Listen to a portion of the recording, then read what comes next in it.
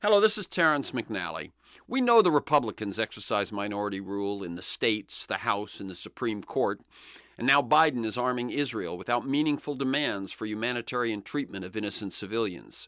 Is it time for civil disobedience? Here's my 2013 interview with Tim DeChristopher. In a disputed auction of oil leases, Tim bid and won the rights to 22,000 acres, which he had no plan to pay for or exploit. He was tried on federal felony charges and served 21 months in prison. I offer this example to remind us of the personal courage we may need to call on to offer real resistance to policies and actions being done in our names.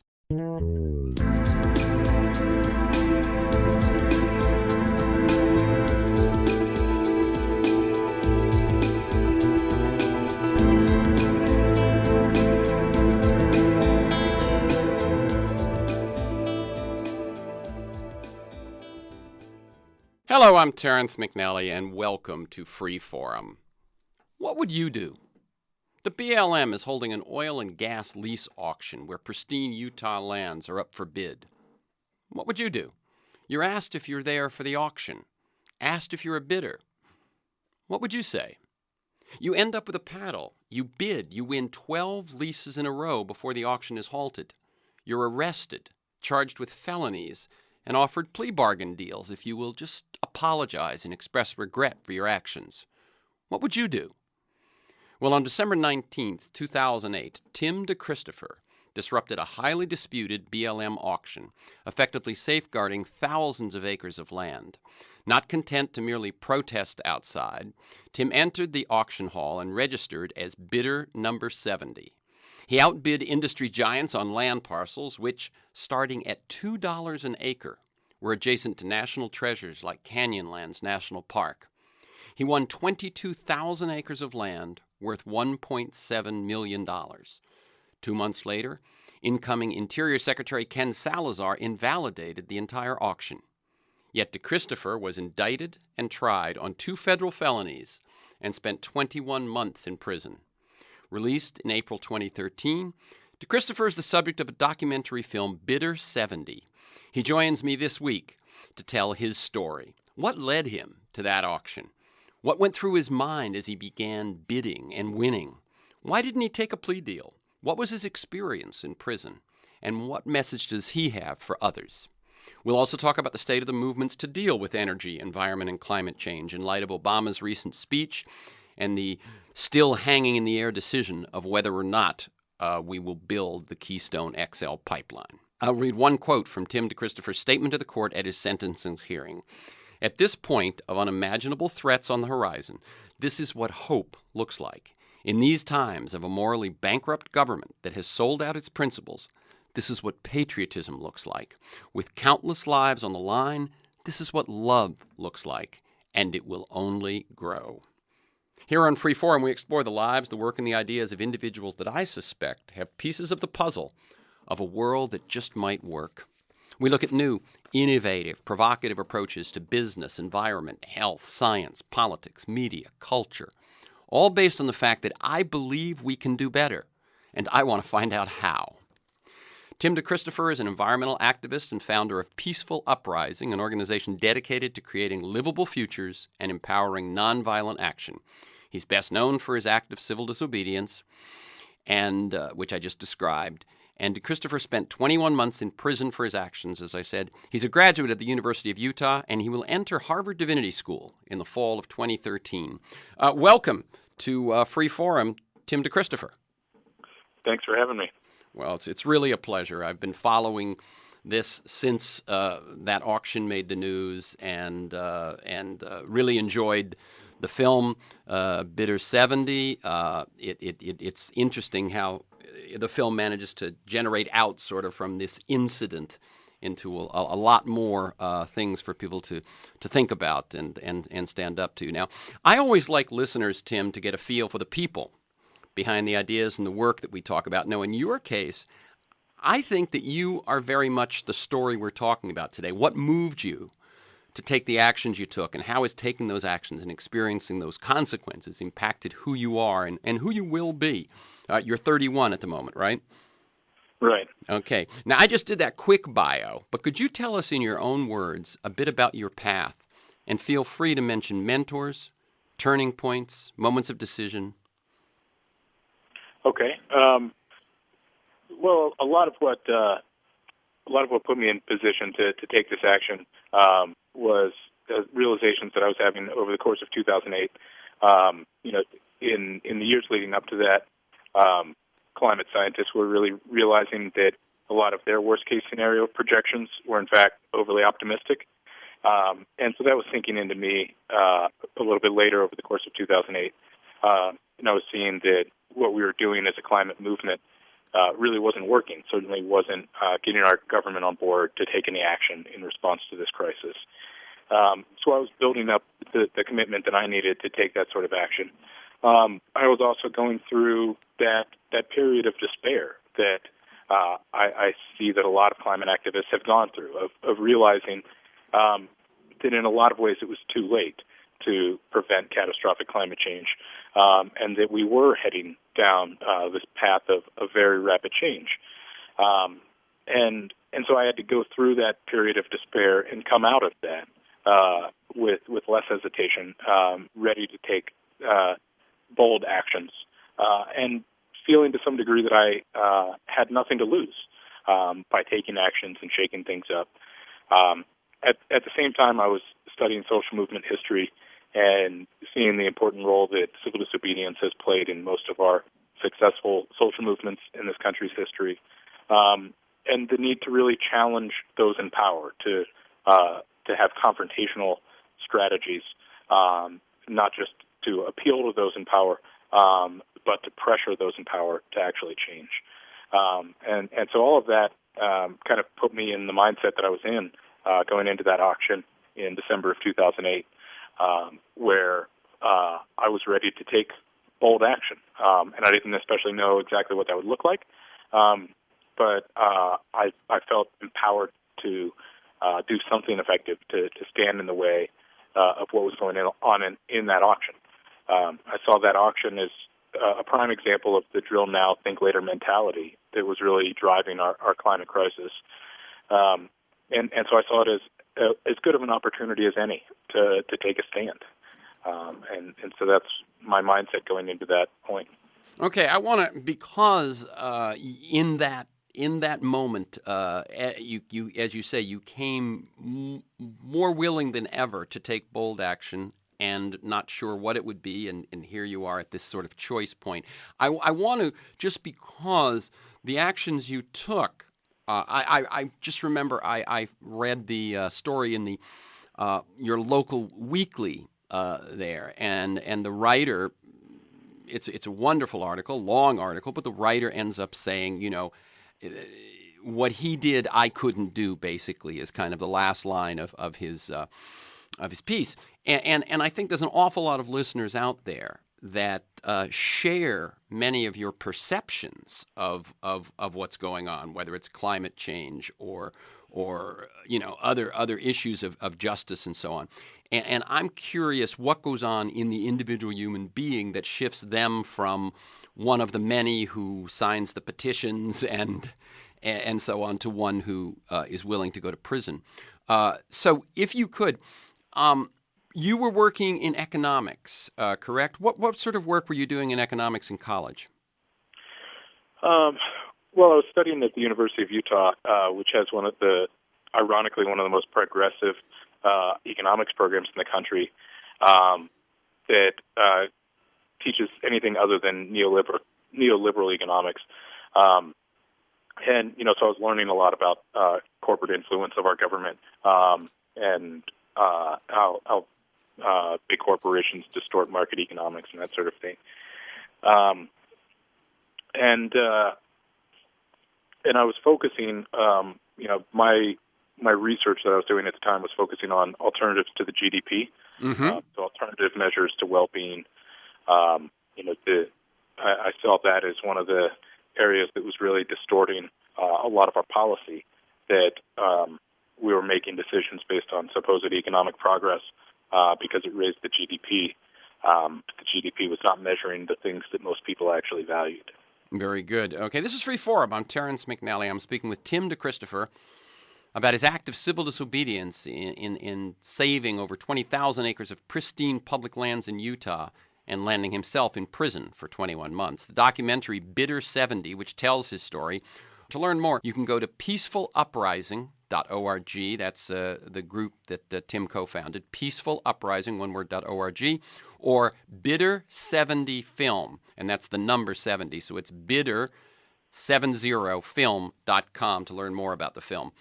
Okay, so that's what you... And how much, you're a student at the University of Utah, how much of your time and attention is going to activism or environmental activism? I would say a decent portion. I mean, I had made that commitment to take some kind of effective action like that well before the auction, and showing up at a lot of different things, looking for an opportunity to be effective, showing up at hearings, at rallies, and things like that, and generally going away feeling like I hadn't done anything worthwhile. And I just happened to show up at this one and see that opportunity. And that's part of why I was able to make a relatively quick decision to jump at that opportunity, because I had showed up at many other things and left feeling frustrated.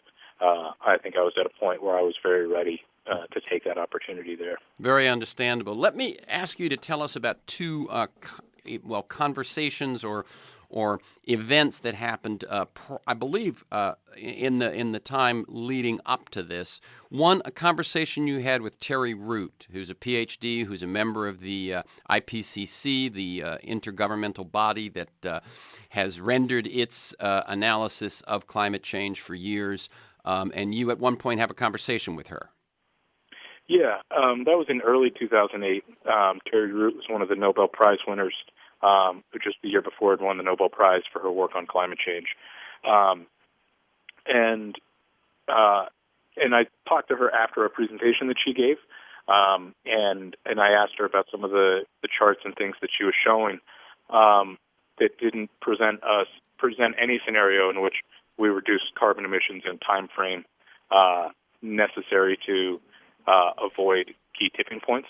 And I talked to her about that afterwards, and she said, well, you're not missing anything. There was no scenario that we could come up with where we avoided all those worst-case consequences that we've been talking about. She said there were things we could have done in the 80s and things we could have done in the 90s, but now it's most likely too late. And she literally put her hand on my shoulder and said, I'm sorry, my generation failed yours.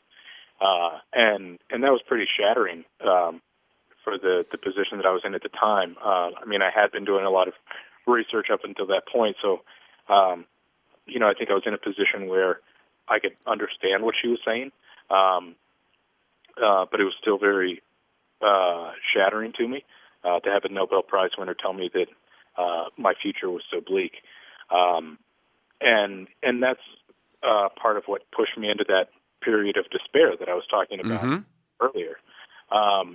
And I think that's why I was able to engage in the level of activism that I was afterwards, because I'd already been through that despair. What I see from a lot of other activists that are signing the petitions and that sort of thing, it seems like they're spending the majority of their emotional and intellectual energy trying to avoid that despair.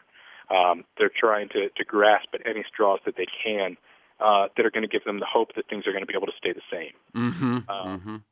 Let me ask you, you also mention a speech that you heard Naomi Klein give at Bioneers, and Bioneers has been an annual fixture on this show. Kenny Isabel and some of the speakers, I have them on like almost every year, a few weeks before the conference. So it was interesting for me to see that that was another pivotal moment. Tell us about that. That was for the speech that she gave in the fall of 2008. It was just before Obama was elected, but after McCain's campaign had pretty much imploded. So it was a given at that point that Obama was going to be elected. and she was kind of going through the reality of the situation that we were in with climate change, and the promises that Obama was making in his campaign, and showing that even his best promises, which of course he hasn't come close to living up to, even those promises were not in line with what was actually necessary to turn things around on climate change. And she talked about why Obama was taking the positions that he was, because he's somebody who has found success by finding the center and going there, and that's his political MO, and that's probably not going to change. That Obama is a centrist. If you look at his history, he's somebody who finds the center and goes there. And she wrapped up the speech by saying that, so if what Obama is talking about is not nearly good enough on climate change, and he is a centrist, and where he's at is the center, then what we need to do is we need to shift the center.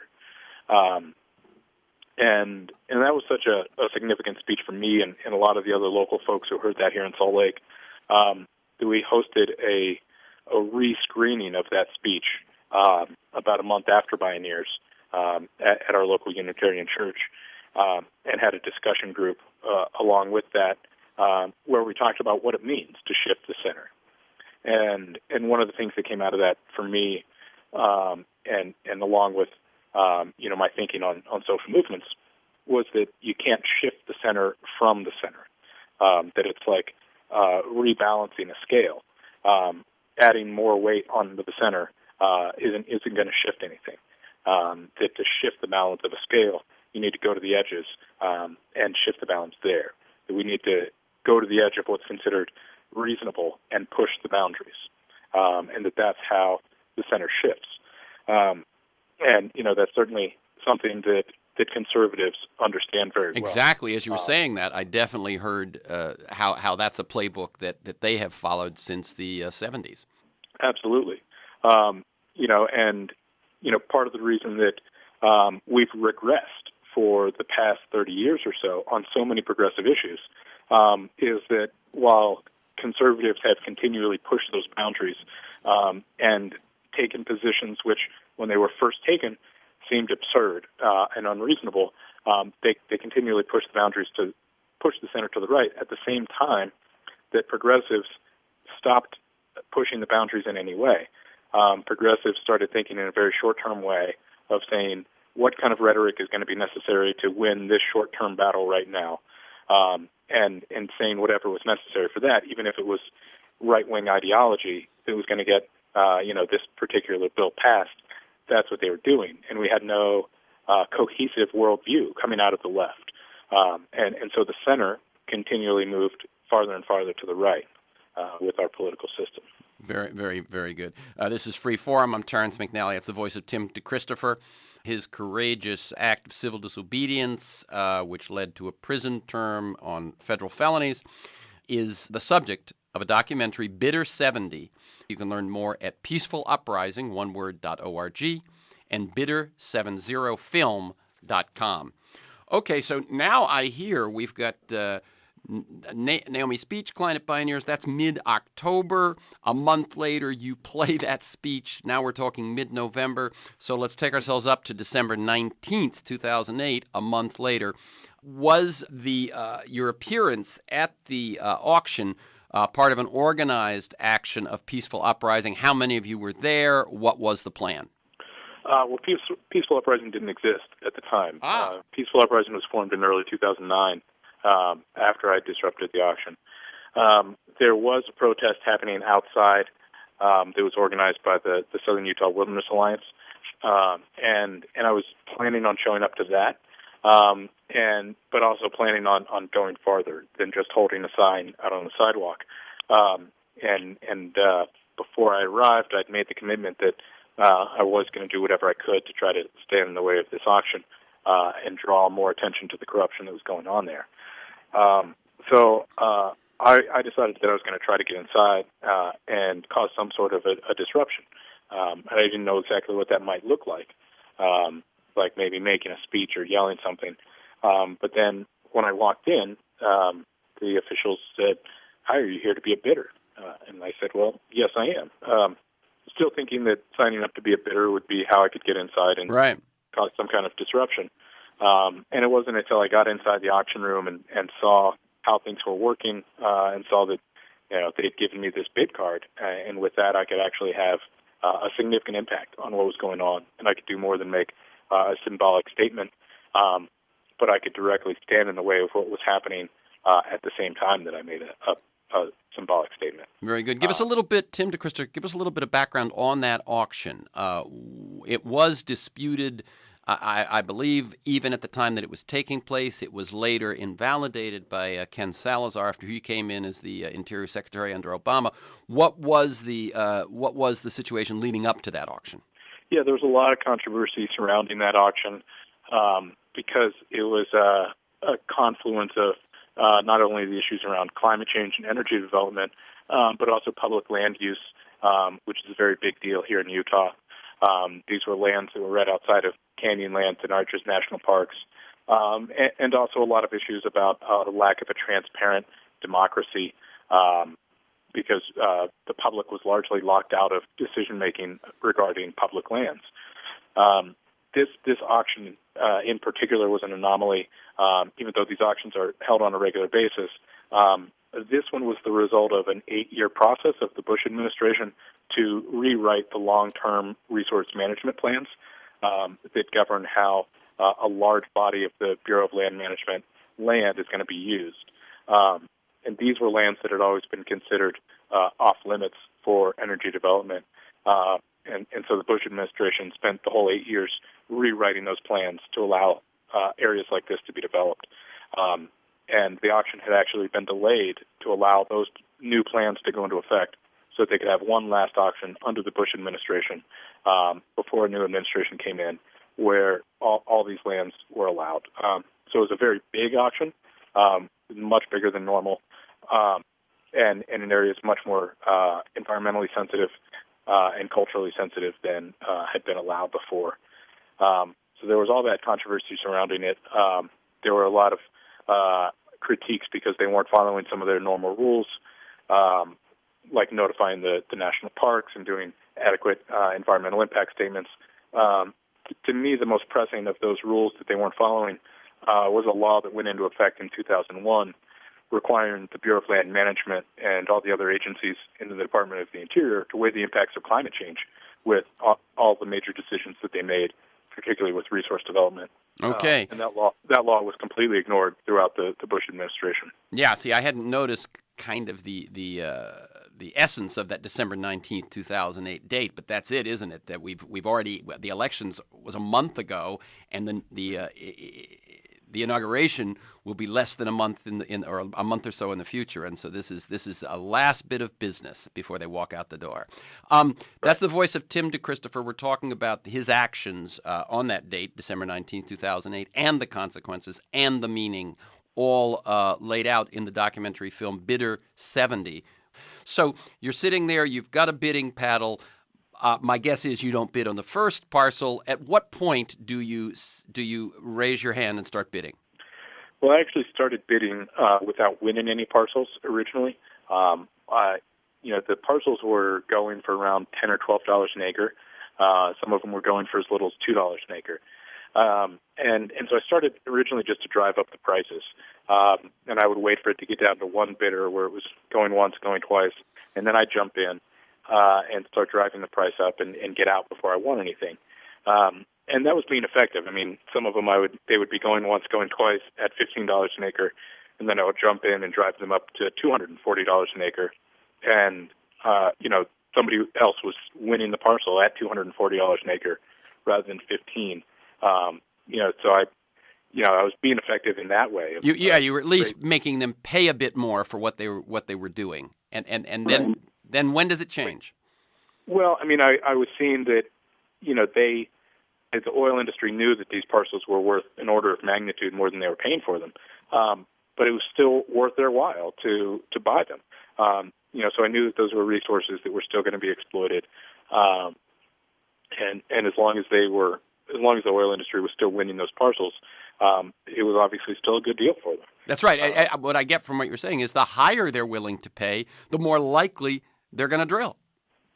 Right.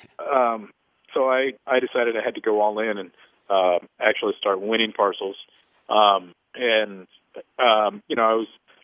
went there with the mindset of doing a protest, of being disruptive. So I wasn't really being very subtle. And I started winning every single parcel, one after another. And I won 14 in a row, and was making it pretty clear that I was there as an act of protest before they finally stopped the auction, took me out, and some law enforcement agents then began questioning me. And I was very open with them about telling them what I was doing and why I felt like this was necessary in the face of our government's disregard for the rule of law and lack of action on the climate crisis. Okay, again, getting into your personal, what goes on inside the individual human. When you shift from driving up the price to winning the bids, there must be something going on another track in your brain about how the consequences, the potential consequences for you, have just shifted as well. What is going on inside of you at that moment? Well, that internal dialogue about the consequences was something that was going on while I was driving up the prices. I knew that if I started winning parcels, that I would likely be prosecuted. I would probably go to jail for a couple of years. And so I was, building the commitment to be okay with those consequences. And there was kind of that tension of whether or not those consequences were worth it at that time. And I made the decision that they were, which is why I continued going forward. Once I made that shift of actually going all out and winning parcels, that's when a lot of that internal tension really disappeared, and there was a real feeling of calm that came over me at that point, where I knew that I had chosen my path, and I knew that it was too late to turn back, and I was very comfortable with that. That was a very peaceful moment, actually. When I was winning all those parcels. That's I mean, if you will, Tim, that's an interesting phenomenon. I'm sure it surprised you even at that moment. And that feeling of calm comes over you. Does that stay with you when you're taken away, when you're arrested, when you're when suddenly the actual consequences start taking place? That feeling stays strong? Yeah, it really has, and continues to. Edward Abbey once said that sentiment without action is the ruin of the soul. And I think I'd been feeling that tension up until that point, where I knew there was this massive crisis that we were facing, and my action in response to that was, signing petitions and riding my bike and things like that.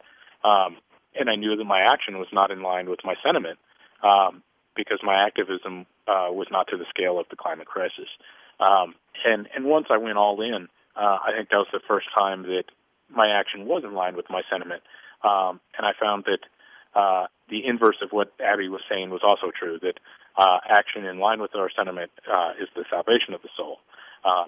And I felt that that kind of internal healing immediately, and have continued to feel that as I went through the process, including when I was in prison. I can really say that internally I was more at peace during that time than I was during that time before the auction, when I knew that stronger action was necessary, but I was too afraid to take it. That's a very powerful statement. This is Free Forum. I'm Terrence McNally. I'm speaking with Tim DeChristopher about his act of civil disobedience that saved over 20,000 acres of pristine public lands in Utah and landed him in prison for 21 months. The documentary Bitter 70, which tells his story. To learn more, go to Peaceful Uprising, one word, peacefuluprising.org, an organization that Tim's a co-founder of after his actions at that auction, or Bitter 70 Film, one word, bitter70film.com, the website for the film itself, and there you can find out where screenings are and get in touch with them if you want to hold one. This is Freeforum. For this week's conversation and many other interviews, articles, transcripts, and to join me in pursuit of a world that just might work, I do a lot of work with nonprofits, foundations, and so on their story and narrative. You can go to TerrenceMcNally.net, TerrenceMcNally, TerrenceMcNally.net, or aworldthatjustmightwork.com. They're the same website. If you want to receive my weekly email announcement of upcoming guests and issues, and I usually have 3 or 4 articles of background on those issues, sign up at my site or email me at TEMCNALLY, TEMCNALLY at mac.com. You can also subscribe and listen to Freeforum Podcast on iTunes. And you can check out Freeforum with Terrence McNally on Facebook and follow me on Twitter at McNally Terrence. This is Terrence McNally. You're listening to my 2013 conversation with Tim DeChristopher about his courageous acts of civil disobedience for which he served 21 months in prison. Okay, so now we're in the process where you have been arrested, you've been charged. What did you learn about the justice system in the course of your preparation for your trial that you hadn't known before? Well, I learned a lot about the huge evolution of our justice system to minimize the role of the jury and the role of normal citizens in the process, and to concentrate power in the hands of government officials, in the hands of judges and prosecutors. And I certainly saw that in action in my case, in addition to the research that I was doing about how commonplace that's become. The first thing that happened in my case was the prosecution filed a motion to limit my defense and say that I couldn't make any arguments about climate change, I couldn't make any arguments about the corruption of the government, or make the general argument called the necessity defense, which is the argument that I acted out of a necessity to prevent a greater harm. And the judge ended up siding with the prosecution on that, which severely curtailed what I was able to argue in my own defense. And then, the result of that was that during my trial, we weren't able to tell the jury a lot of key parts of this story. We weren't able to tell the jury the fact that there had been about 25 other people in the few years before me who had won parcels and not paid for them, and none of them were prosecuted because they were all within the oil industry. We weren't able to talk... And that, by the way, that's the selective prosecution defense, that one that right. Other people commit the same act, basically, they're not prosecuted. This is obviously selective prosecution. That wasn't allowed. Go ahead. Right. We also weren't able to talk about climate change, and most importantly, we weren't able to talk about the fact that this auction was later overturned because the government admitted that they weren't following their own laws. And there was we revisited that issue during the trial when the government had presented a witness who talked all about the laws that the government had to follow in holding this auction and the steps that they went through. And we wanted to be able to cross-examine to talk about the laws that they didn't follow and the regulations that were in place that this official hadn't mentioned, which were largely ignored. And the judge ruled that to talk about the government breaking laws would confuse the jury. And the judge had this very disrespectful view of ordinary people participating in the legal process. And that's really a huge perversion from the view that our founding fathers had when they set up our legal system, with juries as the foundation of that entire process. The people who created our system were very adamant that the jury should be the most important and the most powerful player in the courtroom, because the role of the jury was to protect our fellow citizens from the government. And people have largely forgotten that that's why we have juries. And so their role has been minimized to the point that not only are they not given information, but they're misled by judges and prosecutors into what their role is and the power that they have. And that's something that I saw, was certainly not unusual with my case. Once I got incarcerated and started talking to all the other people who were locked up, I saw that the injustice on display in my case was certainly not unusual. It was the status quo. Very good. Let me come in just for a second on that. Now, what it leads me to think, Tim, and I have a feeling that it might be the same for you, that originally this seems to be a story about the environment, climate change, and civil disobedience, but there's almost an equally important story about the perversion of the justice system in America. And let me just recommend to listeners a book by Amy Bach called Ordinary Injustice. I don't know if you're familiar with it, but she went around the country and looked at basically the way the system has evolved. And she, one of her contentions, there's a podcast of an hour interview with her on my website. What she found was that the system is not designed to handle jury trials, that given the current capacity of the system and the number of arrests, et cetera, that would be impossible. It is totally designed for everyone to settle, for everyone to plea bargain. And in fact, this is something that I think you allude to too, is that those people who insist on a trial, who resist the efforts to go along with the system, that their sentence, that will probably impact their sentencing, and they are very likely to get harsher sentences if found guilty because they have demanded what the Founding Fathers promised. Yeah, and that's something that's taken for granted by almost everyone within our legal system. Even defense attorneys will tell their clients right off the bat that if they take it to trial, that they'll get a much, much longer sentence. Anywhere from twice to 10 times longer. In my case, I was offered a plea bargain of 30 days and ended up with a sentence of 24 months. That's about the scale that I saw with a lot of other folks. So that essentially means that the right to a jury trial no longer exists. We have the power to insist on a jury trial, but if you're punished for doing something, then it's not a right. There's a lot of things that we have the power to do that we'll be severely punished for. Right. Those are not rights. Those are crimes. And basically, jury trials are treated the same way by our legal system now.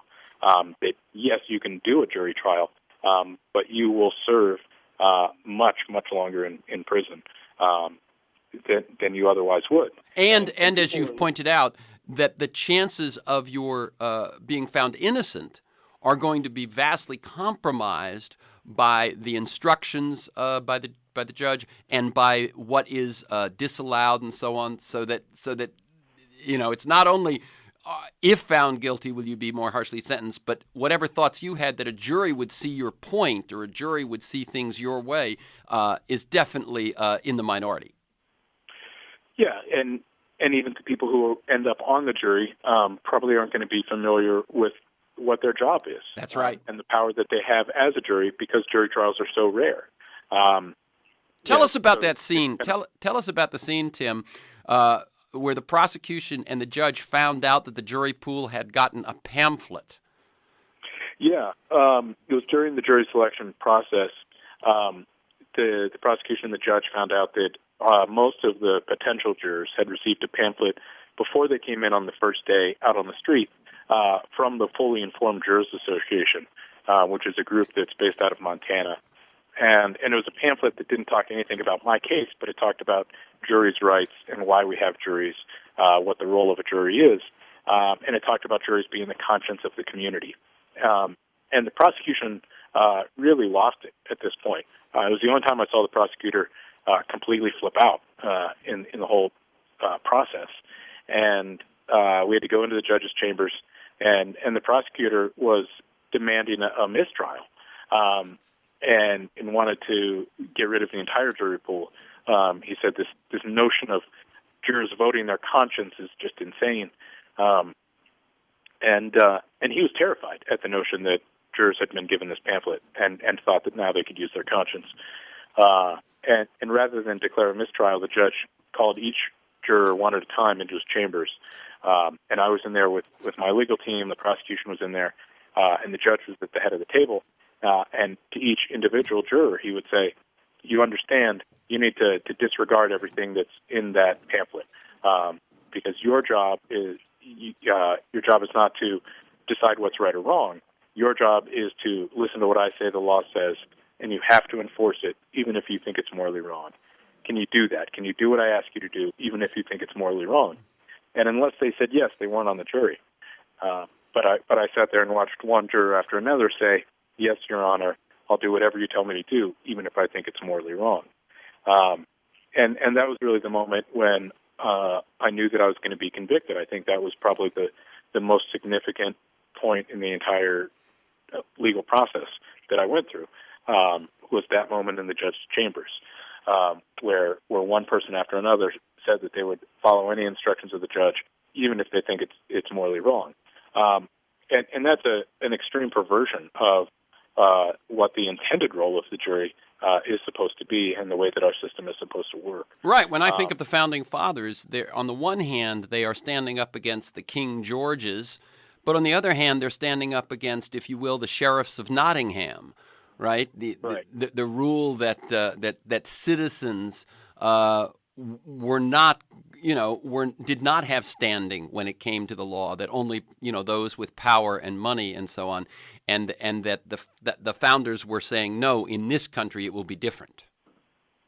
Right. And, the country was formed, by leaders who were skeptical and fearful of the concentration of power.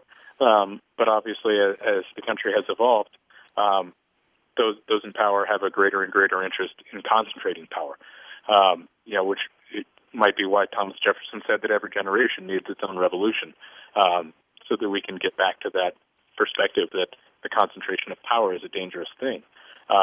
Because what I saw when I watched one after another person say that they would follow any instructions of this authority figure, even if they thought it was morally wrong, that was when I saw how some of the great atrocities in history could be possible, how things like a genocide or a Holocaust could be possible when the mass of citizens think that it's not their job to decide what's right or wrong, and that they have to let go of their own moral authority in the face of some elected official. That to me is a very scary proposition. But on the other hand, I saw the fear that the prosecutor had. This was the United States attorney. He represented the United States of America and had that full power and force behind him, and yet he felt like all that power could be undermined by citizens exercising their conscience and holding on to their own moral authority when exercising their civic duties. So I saw this huge dichotomy hinging on the power of conscience, and whether or not people had faith in their own moral authority. Yeah. This is Free Forum. I'm Terrence McNally. That's Tim DeChristopher. We're talking about his actions that are, you will see in the documentary Bitter 70, which is in theaters now and will continue to roll out across the country over the next year. Then you are so one of the things is you are offered plea bargains and you consistently refuse them because you want to be judged by a jury of your peers. It's only when you've made that choice and you are in scenes like the one you just described that you find out that your chances of that jury actually being your peers and acting like your peers and acting their conscience and so on has disappeared. Let's skip now to prison. It becomes somewhat inevitable, as you say, from that moment on, and the things that you're not able to deal with and so on sort of ensure your conviction. Talk a little bit about your statement at the sentencing hearing. The sentencing hearing was the first time that I was able to speak freely in the courtroom. And, of course, the jury was well out of the picture by this point.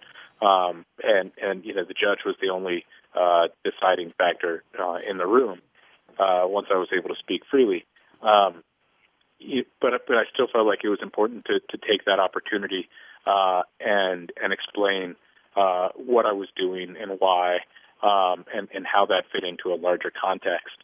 So I spoke for quite a while there, and I explained, what I was doing. I contradicted some of the points that the prosecution had been making in their sentencing arguments that I felt were misleading, and I also tried to explain the role of civil disobedience. The prosecution made this statement in some of their arguments that this is a country founded on the rule of law, not on civil disobedience. And so I made the case that those two are not that far apart, that this is a country founded on civil disobedience, as most of our founding fathers engaged in civil disobedience, and that's where our country originated. But it also throughout our history, civil disobedience has played the role of aligning our rule of law with the shared values of our population, and that whenever the rule of law has been out of alignment with our shared values, it's been civil disobedience that has drawn the two back together. And that was the role that I was engaging in, and I felt like this was one of those situations where the government was no longer representing the people because it had been corrupted by the influence of corporations and a small moneyed minority, that it was able to write a lot of our laws and avoid prosecution themselves for their massive crimes against the people. And I felt like this was a time for civil disobedience. And I told the judge that, based on the corruption in our country and the injustice that we're looking at, this wouldn't be the last civil disobedience that I engaged in. That not only did I not regret my actions, but I expected to do something similar in the future, and nothing he was going to do in the sentencing was going to discourage that, and it wasn't going to discourage the people who had been inspired by my actions either. That it wasn't going to scare anyone else into obedience, which the judge and the prosecutor had already indicated very clearly was their primary goal. Their primary goal in the sentencing, their first goal is to make sure you are convicted, and then in the sentencing, given the latitude they give, you at one point say, they could have given you community service. They could have respected that you were not a criminal, but a civil disobedient citizen, and so on, and that they actually, you have statements where they indicate that the reason for a healthy sentence, a 2-year sentence in federal prison, is to discourage others. And as you say, in your speech at that sentencing hearing, you say that won't work. Let me read the quote that actually opens the film, which is from Martin Luther King, letter from Birmingham jail. "One who breaks an unjust law must do so openly, lovingly, and with a willingness to accept the penalty." He goes on, "I submit that an individual who breaks a law that conscience tells him is unjust and who willingly accepts the penalty of imprisonment in order to arouse the conscience of the community over its injustice is in reality expressing the highest respect for law." Yeah, and that's certainly the way that I felt at the time. Even the sentencing guidelines, I mean, by the legal standard, the way that the sentencing guidelines applied to my case as prepared by the civil servants in the Justice Department, that recommended probation. Mm-hmm. According to the rule of law, if you want to use that term, according to the rule of law, the appropriate sentence for me would have been probation. And the judge threw out that report. He threw out the sentencing guidelines, and he said he wasn't going to abide by those. And his reason that he gave for that was the public statements that I had continued to make since the time of the auction, where I spoke out about the corruption of the government, and I spoke out about the need for civil disobedience and the continued threat of climate change.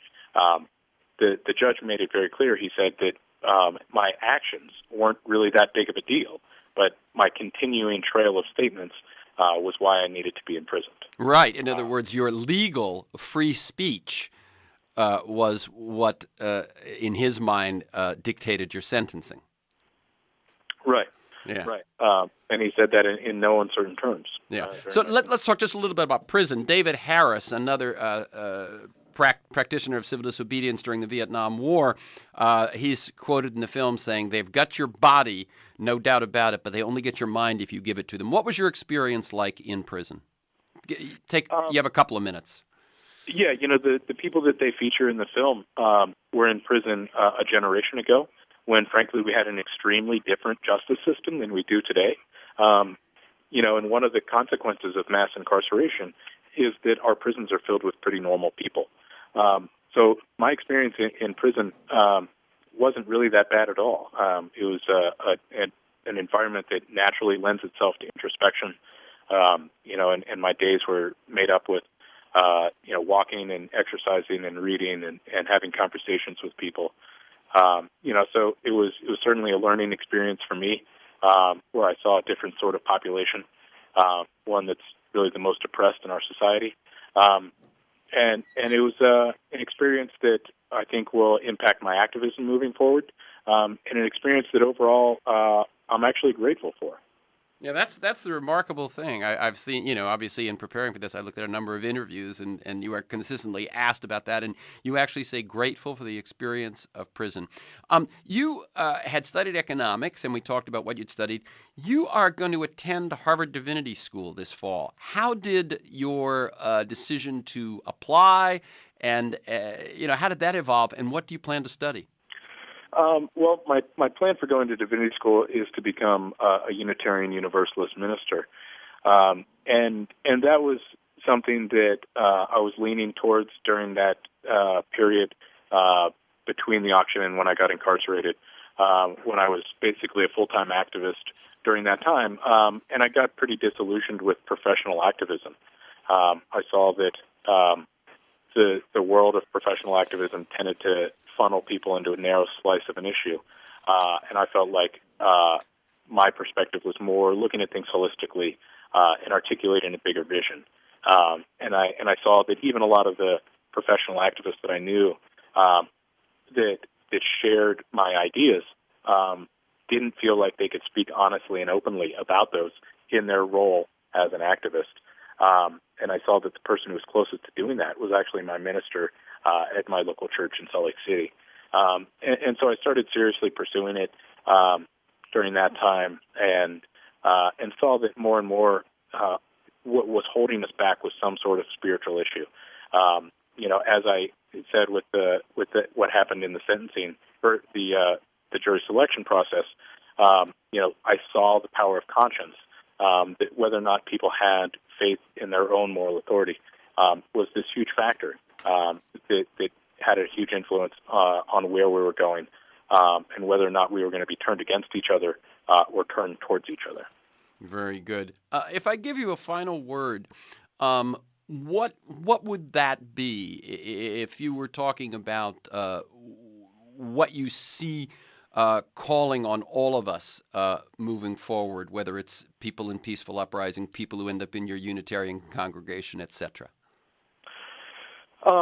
When we look at the crises that we're facing, there are things that we can learn from social movement history about how to pressure those in power. But the truth is that nobody really has the answers about what we need to do right now. No one has ever solved a climate crisis before. No one has ever overthrown corporate power to the degree that we need to.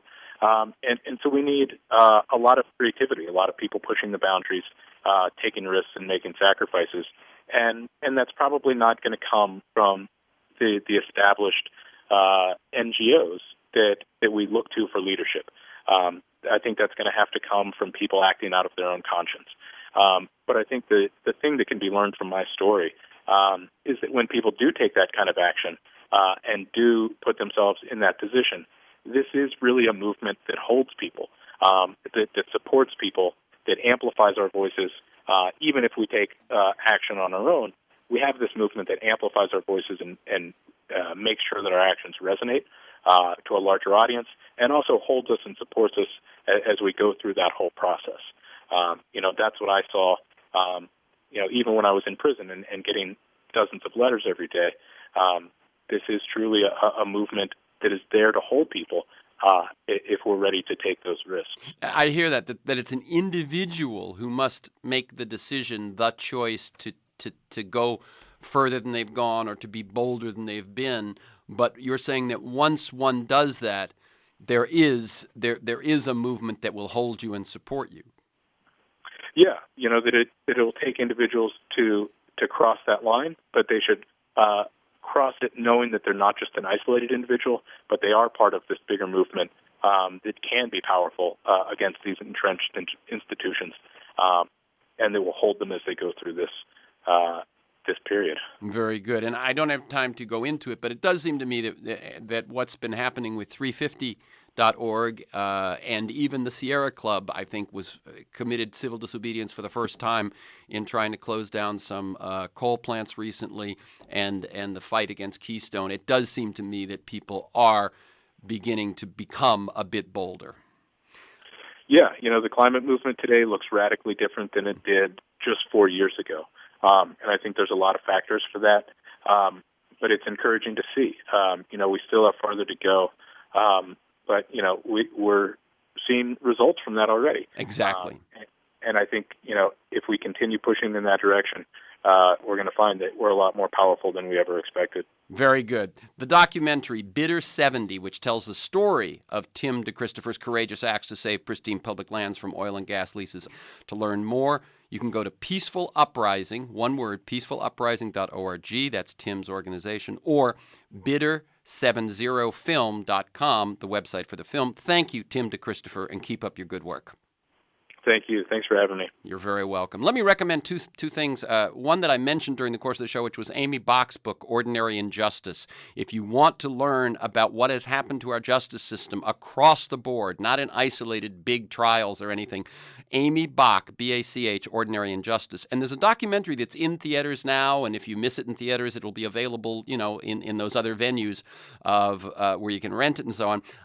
A movie on Hannah Arendt. And Hannah Arendt was an intellectual who attended the Eichmann trial, and she was the first one to talk about the modality of evil, which is all those jurors coming forward and saying, I will do what you say, even if it goes against my moral judgment. This week's conversation, many other interviews, articles, transcripts of interviews, and you can join me in pursuit of a world that just might work at my website, TerenceMcNally.net. That's TerenceMcNally, TerenceMcNally.net, or a world that just might work.com. They're the same website. If you want to receive my weekly email announcements of upcoming guests and issues, you can sign up at my site, or you can email me at McNally, TeMcNally @mac.com. You can also subscribe and listen to Freeform podcast on iTunes. Thanks to you, my listeners. I look forward to being with you again next week.